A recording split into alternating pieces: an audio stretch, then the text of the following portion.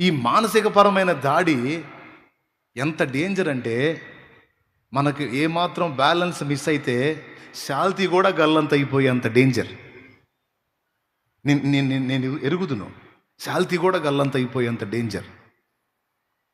నిరాశ, నిస్పృహ, కృంగుబాటు, ఏదో వేదన.